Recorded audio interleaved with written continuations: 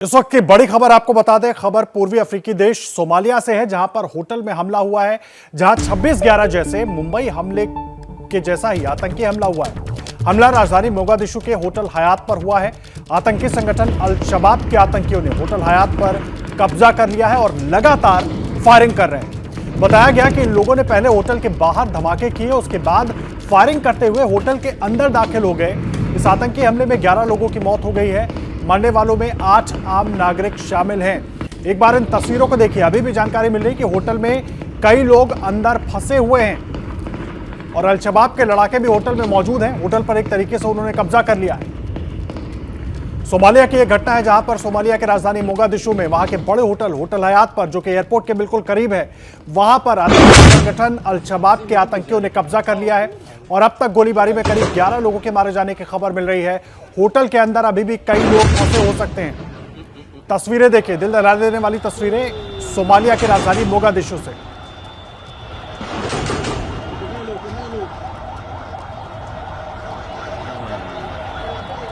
एक बड़ा धमाका होटल के बाहर होता है, उसके बाद आतंकी फायरिंग करते हुए होटल परिसर में घुस जाते हैं और होटल पर कब्जा कर लेते हैं। और इस दौरान करीब 11 लोगों की जान चली जाती है, जिसमें 8 आम नागरिक बताए गए हैं, कुछ सुरक्षा अधिकारी बताए गए हैं। और अभी तक जो सुरक्षा एजेंसियों की तरफ से जानकारी दी गई है, करीब 11 लोगों की जान चली गई है।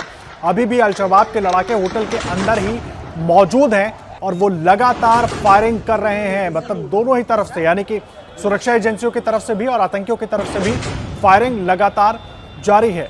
और ये पहला मौका नहीं है कि सोमालिया में अल शबाब ने, आतंकी संगठन अल शबाब ने इस तरह का कोई हमला अंजाम दिया हो। सोमालिया सरकार के खिलाफ लंबे समय से यह संगठन जंग लड़ रहा है और इस संगठन ने ये पहली बार नहीं, पहले भी कई बार इस तरह के हमले मोगादिशु शहर में कर चुका है। ये संगठन पहले भी कई भयानक विस्फोटों को इस संगठन ने अंजाम दिया है। आपको बता दें, आतंकी संगठन अल शबाब की स्थापना 2006 में हुई थी। उस समय मोगादिशु शहर यूनियन ऑफ इस्लामिक कोर्ट्स के कब्जे में था, जो कि शरिया अदालतों का एक संगठन था और इसका मुखिया शरीफ शेख अहमद था। और 2006 में इथोपिया की सेना ने इस संगठन को हरा दिया और अल शबाब का जन्म हुआ 2006 में। अल शबाब यूनियन ऑफ इस्लामिक कोर्ट्स की ही एक कट्टरपंथी शाखा है, जो लगातार मोगादिशु में इस तरह के भयानक हमलों को अंजाम देता रहा है। अब तक 11 लोगों की मौत हो गई है, कई लोग घायल बताए जा रहे हैं। ये तस्वीरें हम आपको दिखा रहे हैं सोमालिया की राजधानी मोगादिशु की, जहां पर होटल हयात, जो कि बताया गया है कि एयरपोर्ट के काफी नजदीक है, बड़ा होटल है शहर का, वहां पर यह बड़ा हमला हुआ है।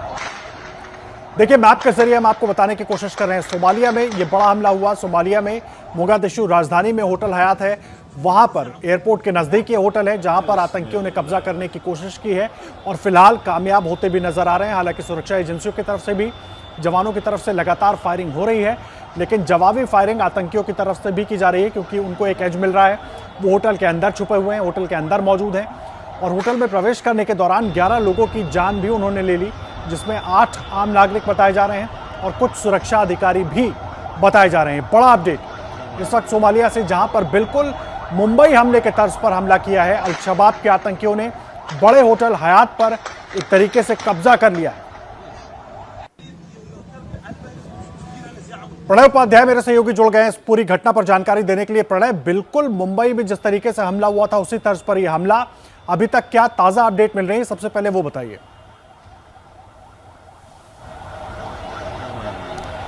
बिल्कुल आदर्श, मुंबई जैसा ही हमला कहा जा सकता है मोगादिशु के हयात होटल के अंदर, जिसके अंदर पिछले 11 घंटे से लगातार जो है वो फायरिंग चल रही है। आतंकियों ने कब्जा कर रखा है और बंधक संकट भी वहां पर नजर आ रहा है। इस समय कई लोग इसके अंदर अभी भी जो है आतंकियों के कब्जे में हो सकते हैं। साथ ही आतंकी जो हैं वो अभी भी इस हयात होटल के अंदर कब्जा बनाए हुए हैं। फायरिंग लगातार हो रही है, रुक रुक कर गोलीबारी की आवाजें अभी भी आ रही हैं मोगादिशु के अंदर।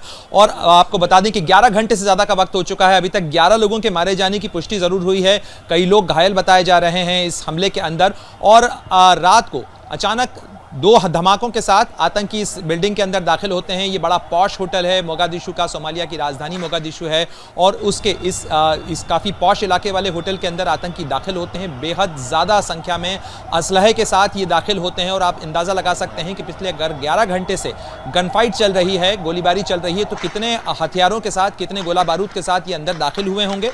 और अभी भी गोलीबारी चल रही है, यानी इस होटल को अभी भी क्लियर नहीं कराया जा सका है। इस बात की आशंका से इनकार नहीं किया जा रहा है कि अंदर अब भी कई लोग फंसे हो सकते हैं। ये मरने वालों का आंकड़ा फिलहाल केवल 11 लोगों का जो कि बाहर निकले हैं, जो गन शॉट से घायल थे, उनकी केवल जानकारी मिल पाई है। लेकिन अंदर कितने लोग और हैं इसके अंदर, इसके और लोग भी मारे गए हैं, इस बात की पुष्टि अभी आधिकारिक रूप से नहीं की गई है।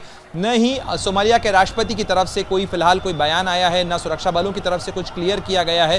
तो इस बात का अंदाजा लगाया जा सकता है कि किस तरीके की अफरा तफरी की स्थिति फिलहाल सोमालिया की राजधानी मोगादिशु के अंदर होगी, जहां पर अल शबाब ने एक तरीके से कब्जा कर लिया है इस होटल के ऊपर, और साथ ही इस होटल से वो सुरक्षा बलों को निशाना बना रहा है। एक तरीके से उसने अपना बेस बना लिया है इस होटल को, क्योंकि अभी तक इस होटल को खाली नहीं कराया जा सका है और काफ़ी प्रोमिनेंट इलाका है, काफ़ी महत्वपूर्ण इलाका है मोगादिशु का। ये जो सेंट्रल मोगादिशु है वहाँ की ये है, और मध्य अफ्रीका का ये देश है सोमालिया, जहाँ पे अल शबाब जो कि अल कायदा से जुड़ा हुआ एक संगठन है, वो बाकायदा काफी समय से अपनी ताकत दिखाने की कोशिश लगातार करता रहा है।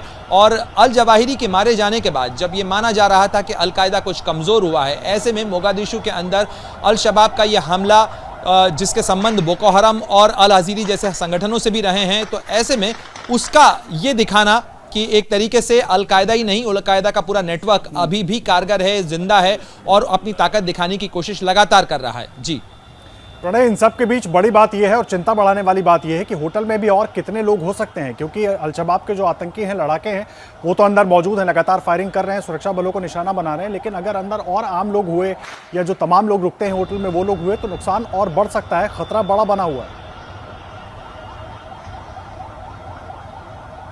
बिल्कुल आदर्श, खतरा लगातार बरकरार है और जब तक कि सुरक्षा बल इस होटल को क्लियर नहीं कर लेते, तमाम आतंकी मारे नहीं जाते और जब तक इसे क्लीन स्वीप नहीं किया जा सकता, यानी स्वीपिंग ऑपरेशन जो होता है, एक एक रूम, एक एक फ्लोर क्लियर किया जाता है, जब तक सुरक्षा बल इस तरीके का ऑपरेशन नहीं करते हैं, तब तक फिलहाल ये कहना मुश्किल है कि अंदर कितने लोग हैं, कितने लोग मारे गए हैं, क्योंकि अभी भी होटल के अंदर आतंकी हैं, उनके पास गोला बारूद है, उनके कब्जे में कितने लोग हैं ये जानकारी स्पष्ट नहीं है, और उसके बाहर सुरक्षा बल मौजूद हैं। पूरे इलाके को कॉर्डन ज़रूर किया गया है, गोलीबारी ज़रूर चल रही है, लेकिन आप सोचें कि अगर 11 घंटे तक आतंकी अंदर दाखिल हैं, अंदर मौजूद हैं, गोलीबारी कर रहे हैं, तो कितना हथियार और गोला बारूद उनके पास मौजूद होगा। यानी पूरी तैयारी के साथ इस घटना को अंजाम दिया गया, पूरी तैयारी के साथ आतंकी जो हैं वो इस होटल के अंदर दाखिल हुए और उन्होंने इस होटल को कब्जा कर लिया है, और करीब 11 घंटे हो चुके हैं, लगातार अभी भी गोलीबारी चल रही है। तो ऐसे में इस बात की आशंका अभी भी बरकरार है, क्योंकि ये नहीं पता था कि कितने अंदर लोग हैं,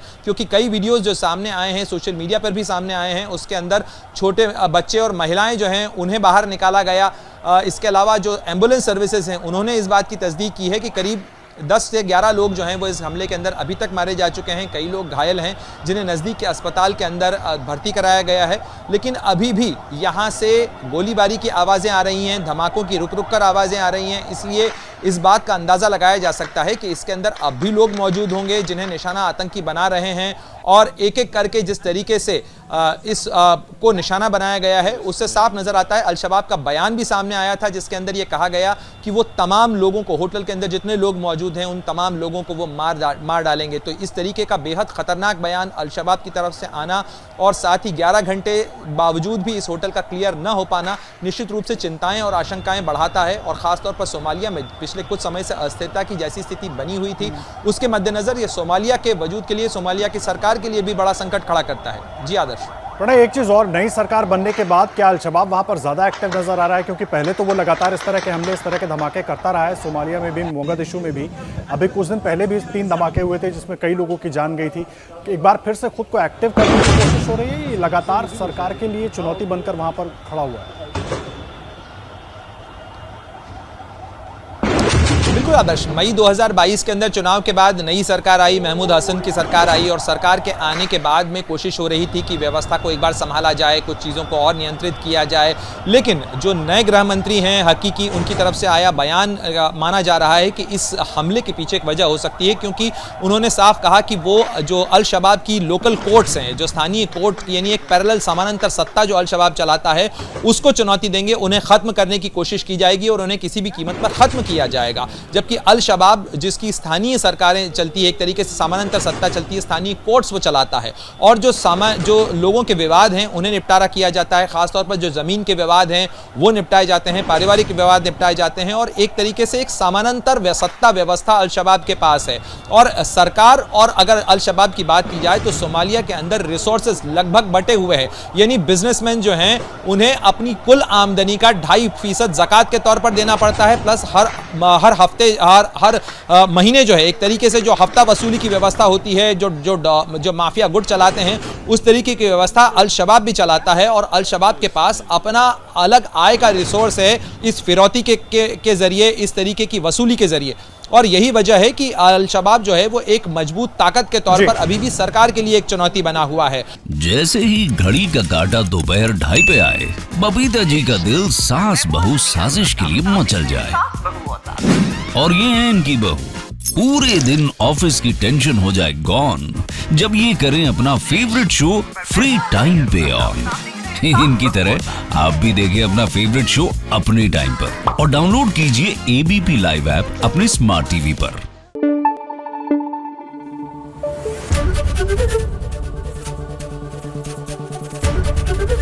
एबीपी न्यूज आपको रखे आगे।